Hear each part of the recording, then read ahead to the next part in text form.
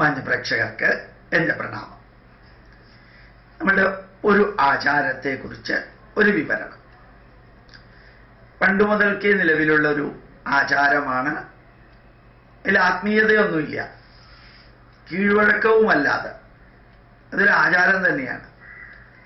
വീട്ടിൽ നിന്ന് പുറത്തേക്ക് പോയാൽ തിരിച്ചു വന്ന് കയ്യും കാലും മുഖവും കഴുകിയിട്ടേ വീട്ടിനകത്തേക്ക് കയറാറുള്ളൂ. ഇതിനകത്ത് എന്താ പ്രത്യേകതയുള്ളത്? സിമ്പിൾ. കൈ കഴുകുക.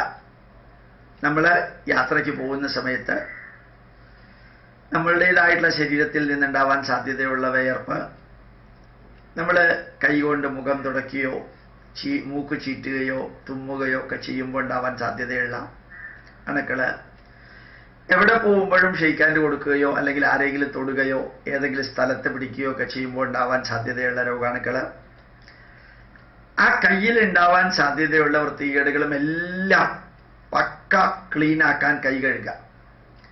പിന്നെ കാല് കഴുകുക. വളരെ ഇമ്പോർട്ടൻ്റ് ആയിട്ടുള്ളൊരു കാര്യമാണ്. ഈ അടുത്ത കാലത്ത് വിസ്കോൺസിൻ യൂണിവേഴ്സിറ്റി അവരുടെ ഒരു ചെറിയ റിപ്പോർട്ടിൽ ചെരുപ്പിടാതെ റഫ് സർഫസിലൂടെ നടക്കുകയാണെങ്കിൽ മെമ്മറി കൂടും എന്നുള്ള ഒരു കണ്ടുപിടുത്തം അവർ വിവരിക്കുകയുണ്ടായി. പണ്ട് മുതൽക്ക് തന്നെ നമ്മൾ അമ്പലങ്ങളിലേക്കുള്ള യാത്ര വീട്ടിൽ നിന്ന് ചെരുപ്പിടാതെ പോവാൻ, ചെരുപ്പിടാതെ വീട്ടിലേക്ക് തിരിച്ചു വരിക, എന്നിട്ട് കയ്യും കാലും മുഖവും കഴുകിയിട്ട് മുകളിലേക്ക് ആ വീട്ടിനകത്തേക്ക് കയറുക. അമ്പലത്തിൽ പോകുമ്പോഴും കയ്യും കാലും മുഖവും കഴുകിയിട്ടാണ് അമ്പലത്തിൽ പോകേണ്ടതെന്ന് പറയാറുണ്ട്. അപ്പൊ ഈ കാല് കഴുകുന്നതിൽ ഇപ്പോഴും പണ്ടും രണ്ടുദ്ദേശമുണ്ട്. അപ്പൊ നമ്മൾ ചെരുപ്പിട്ടിട്ടാണ് പോകുന്നതെന്ന് വിചാരിക്കാം. ആ ചെരുപ്പിലൂടെ നമ്മുടെ കാല് ഉരയുമ്പോൾ സ്പീഡിൽ നടന്നാലും പതുക്കെ നടന്നാലും റബ്ബിങ് എന്നുള്ളതുണ്ട്, ഫ്രിക്ഷൻ. അത് കാലിനെ ഒത്തിരി അധികം ബാധിക്കും. ഈ ഫ്രിക്ഷൻ കാലിനെ എത്രത്തോളം ബാധിക്കുന്നു അത്രത്തോളം തലച്ചോറിനെ ബാധിക്കും എന്നുള്ളതും ഒരു വസ്തുതയാണ്. ചിലരത് സ്വീകരിച്ചു എന്ന് വരില്ല, അതവരുടെ ഇഷ്ടം. നമുക്ക് തലവേദനയോ ഏതെങ്കിലും വിധത്തിലുള്ള തലയിൽ പ്രോബ്ലമോ ഉണ്ടെങ്കിൽ നമ്മളൊരു ന്യൂറോളജിസ്റ്റിനെ ചെന്ന് കണ്ടാൽ ആദ്യം അദ്ദേഹം ചെയ്യാറുള്ളത് ഒരു ഡെസ്കിൽ കിടക്കാൻ പറയും. എന്നിട്ട് കാലിൻ്റെ ചുവട്ടിൽ ഒരു കമ്പി കൊണ്ടോ ആണി കൊണ്ടോ പതുക്കെ ഒന്ന് വരയ്ക്കും. ഈ കാല് പുറകോട്ട് വലിയുന്നുണ്ടോ, റിഫ്ലക്സ് ആക്ഷൻ മാതിരി പുറകോട്ട് വലിയുന്നുണ്ടോ എന്ന് നോക്കും. കാല് കറക്റ്റായിട്ട് റെസ്പോണ്ട് ചെയ്യുന്നുണ്ടെങ്കിൽ തല പെർഫെക്റ്റ് ആണെന്നാണ് അർത്ഥം. തല പെർഫെക്റ്റായിട്ട് വർക്ക് ചെയ്യുന്നു. അപ്പൊ തലയ്ക്ക് വേറെ കുഴപ്പമൊന്നുമില്ല. അപ്പൊ ശരിക്ക് ഈ കാല് നേരിട്ട് തലച്ചോറുമായിട്ട് ബന്ധപ്പെട്ടിരിക്കുന്നു. അപ്പൊ ഈ കാല് കഴുകുന്നത് കൊണ്ട് കാല് വൃത്തിയാകുന്നു എന്ന് മാത്രമല്ല, കാല് കാര്യമായിട്ട് തണുക്കുമ്പോൾ അത് മുഴുവനും തലച്ചോറിനെ ബാധിക്കും. പിന്നെ ഈ കാലിൽ ഉണ്ടാവാൻ സാധ്യതയുള്ള പൊടി ചെളി ബാക്കിയുള്ളതെല്ലാം വീട്ടിനകത്ത് കയറുകയില്ല. ഇപ്പൊ കാല് കഴുകുക എന്ന് പറഞ്ഞാൽ പെർഫെക്റ്റ്ലി ഒരു സയന്റിഫിക് കാര്യമാണ്. കൈ കഴുകുക എന്നുള്ളതും സയന്റിഫിക് കാര്യമാണ്.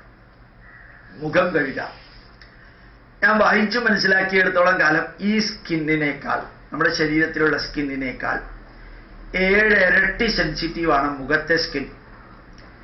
കയ്യിലും കാലിലൊക്കെ മുറിവുണ്ടായാൽ എത്ര ദിവസം എടുക്കുമോ അത് ഉണങ്ങാൻ, അതിനേക്കാൾ എത്രയോ ഫാസ്റ്റായിട്ട് മുഖത്തെ സ്കിന്നിലെ ഏതെങ്കിലും മുറിവുകൾ ഉണങ്ങും.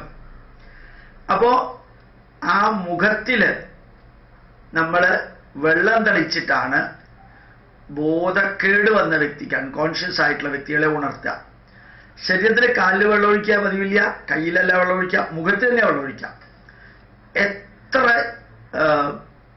ബ്രെയിൻ പ്രോബ്ലത്തില്, തളർച്ചയില്, വിളർച്ചയില് ബോധം കെട്ട് വീണ വ്യക്തിയുടെയും മുഖത്ത് വെള്ളം ഒഴിച്ചാൽ 1 സെക്കൻഡ് കൊണ്ട് ആ വ്യക്തി എഴുന്നേൽക്കും.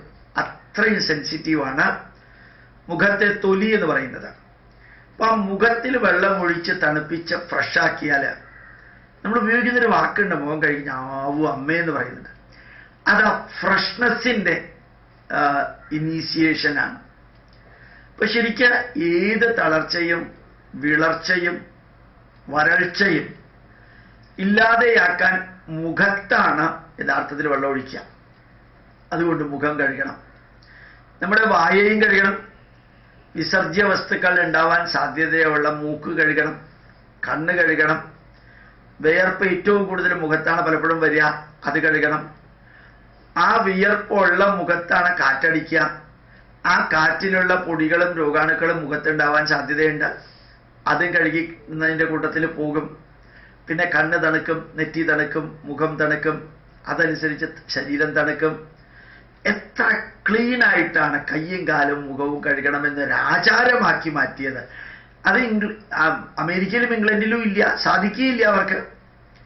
നമ്മളുടെ സിസ്റ്റത്തിൽ അത് ട്രോപ്പിക്കൽ കണ്ടീഷൻ ഏറ്റവും അനുയോജ്യമായിട്ടുള്ളത്. ഇപ്പൊ നമ്മളത് ചെയ്യാറില്ല. ഒന്ന് ചെയ്ത് നോക്കാം, എന്താ വ്യത്യാസമെന്ന് നോക്കാം. വളരെ വളരെയധികം വ്യത്യാസം നമ്മുടെ ജീവിതത്തിൽ ഉണ്ടാവും, വീട്ടിലെ അന്തരീക്ഷത്തിലുണ്ടാവും. വീട്ടിലുള്ള ഫ്ലോറിൽ ഈ പുറത്ത് ചവിട്ടി അകത്തേക്ക് കയറുന്ന വ്യക്തിയുടെ കാലിലുണ്ടാവാൻ സാധ്യതയുള്ള ഒരു തിന്മയും രോഗാണുക്കളും ഉണ്ടാവുകയില്ല. അതുകൂടി ഒന്ന് നോക്കാൻ സാധിക്കട്ടെ. നമ്മുടെ ആചാരത്തിൻ്റെ ഭാഗമായിട്ട് വേണമെങ്കിൽ ജീവിതത്തിൽ പകർത്തിയില്ല എന്ന് വെച്ചിട്ട് വലിയ കുഴപ്പമൊന്നുമില്ല. ഇപ്പം നടക്കുന്ന മാതിരി തന്നെ നടക്കും. പക്ഷെ ഇതെല്ലാം പ്രയോജനമുള്ളതായതുകൊണ്ട് ഒന്ന് പരീക്ഷിക്കുക. എത്ര കാലം പറ്റുമോ, എത്ര പ്രാവശ്യം പറ്റുമോ അത്രയും പ്രാവശ്യം നന്നായി. ചിലപ്പോൾ മറന്നുപോകും, ഓർമ്മ വരുമ്പോഴൊക്കെ ചെയ്യാം. ഓർമ്മ വന്നില്ലെങ്കിൽ അതങ്ങനെ നടക്കട്ടെ എന്ന രീതിയിൽ ഒരു ഭാരമാകാതെ ജീവിതത്തിൻ്റെ ഭാഗമായിട്ട് ചെയ്യാൻ സാധിക്കട്ടെ. പ്രണാമം, നമസ്കാരം.